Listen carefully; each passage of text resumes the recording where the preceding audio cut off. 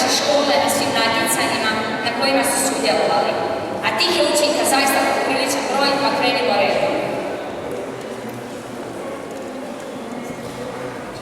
Antonija Krizmanić, učenik 4. K razreda, osvojio je prvo mjesto na županijskom natjecanju iz geografije i prvo mjesto na županijskom natjecanju iz biologije.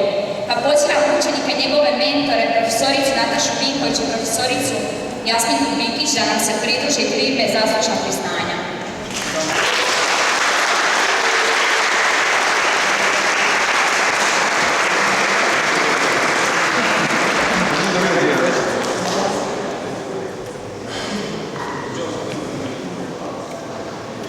Možeš.